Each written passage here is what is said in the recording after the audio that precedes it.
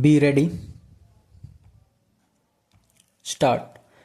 Learned Senior Counsel for the petitioners has further submitted that as per the provisions of section 19 bracket 3 of the 2002 Act, every person who has been arrested under subsection bracket 1 of the said provision is mandatorily within 24 hours of the said arrest required to be produced before the special court, judicial magistrate or the metropolitan magistrate as the case may be having jurisdiction. Stop. It is submitted that section 167 bracket 2 of the CRPC uses the term whether he has or he does not have the jurisdiction to try the case, whereas the provisions of section 19 specifically require that the special court, judicial magistrate, metropolitan magistrate should have jurisdiction with respect to the case in question. Stop.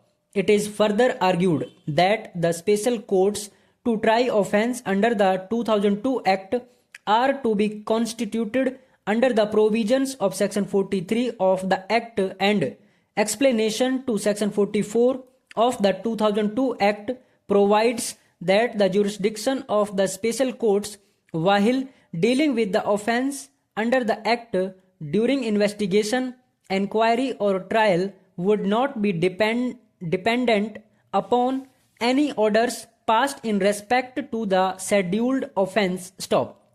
It is argued that in exercise of powers conferred under section 43, the central government has issued a notification dated 19th January 2021 within bracket annexure P8, as per which for the offences which have been committed in the revenue district of Yamunanagar, the competent court of jurisdiction is the Court of Sessions Judge Ambala and not Sessions Judge Gurugram, where the petitioners have been produced. Stop. It is argued that for the purpose of compliance of section 19 bracket 3, the competence of the court was to be seen on 9th January 2024 itself, when the petitioners were first produced before the said court. Stop.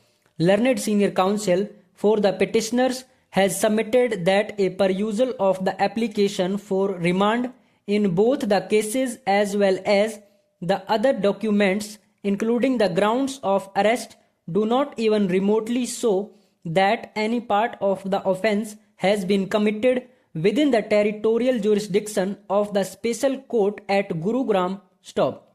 It is submitted that the offence for which the petitioners are being prosecuted is the offence of money laundering, and thus for the court to have jurisdiction for the purposes of section 19 bracket 3 and also for the purpose of trying the same, the offence of money laundering should have been committed within the jurisdiction of the said court. Stop. It is further submitted that a perusal of the order dated 9th January 2024 within bracket annexure P7 would show that even a passing reference with respect to the compliance of provisions of section 19 bracket 3 of the 2002 Act has not been remotely made by the special court PMLA Gurugram, while allowing the application of the Enforcement Directorate under section 65 of the 2002 Act read with section 167 CRPC.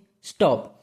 It is argued that even while passing the order dated 16th January 2024, the special judge has erroneously observed that the said aspect can only be determined at the time of taking cognizance on the complaint, if any, filed by the Directorate Enforcement, without considering that as per settled law, it is the duty of the magistrate to pursue the record and satisfy itself that the mandatory requirements of section 19, including section 19 bracket 3 of the 2002 Act, have been met. Stop. It is submitted that a perusal of paragraph 12 of the said order dated 16th January 2024 would show that the sole plea raised on behalf of the respondent authorities was the certain raids were conducted at Faridabad and thus the Sessions Court at Gurugram had jurisdiction. Stop. It is submitted that merely because raids are conducted at various places without there being any material referred to in the impugned order or in the application for remand to show that the offence in question, that is money laundering, has been committed within the jurisdiction of the court, it would not confer jurisdiction to the said court where the alleged raid has been conducted. Stop. It is submitted that at any rate, since there is no application of mind by the magistrate on the said aspect while passing of the order on first remand, although as per the judgments of the Honorable Supreme Court in V. Senthil Balaji Supra, Pankaj Bansal Supra and Vijay Madanlal Chaudhary Supra, it was incumbent upon the magistrate to have considered the said aspect. The impugned action of the authorities deserves to be set aside on the said ground alone. Stop. Para.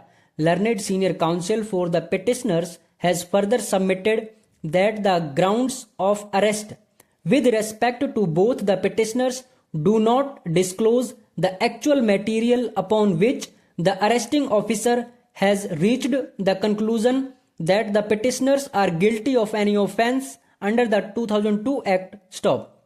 It is further submitted that the grounds of arrest are absolutely vague inasmuch as it is not even stated in the same as to what is the connection of two petitioners who were not even accused in any of the FIR with the said FIRs which have been tabulated in the grounds of arrest, nor any specific statement has been referred to, nor any specific material has been referred to, much less annexed along with the grounds of arrest so as to so inform the petitioners as to what is the case against them. Stop.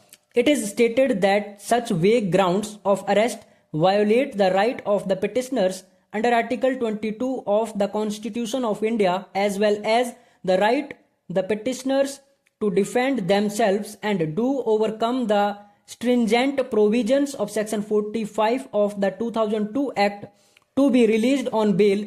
Stop. It is argued that since the petitioners have not been supplied with a copy of the ECIR, thus the grounds of arrest are the most important document on the basis of which the petitioners are to be informed about the case against them so as to enable the petitioners to prepare their defense and set up a case to agitate before the courts that the petitioner's case satisfies the conditions of Section 45 of the 2002 Act. Stop.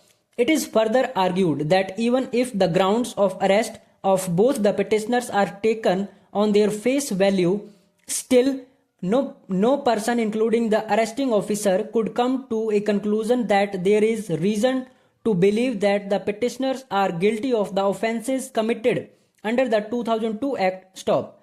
Learned Senior Counsel for the petitioners has made a specific reference to the applications filed in both the cases and has submitted that the grounds of arresting the petitioners were stated to be their non-cooperation and the petitioners having given vague and evasive replies. Stop. It is stated that in the present case, no notice under Section 50 had been issued to either of the two petitioners before the search had been conducted, and it is impossible to know as to on what basis the said plea had been taken in the grounds of arrest.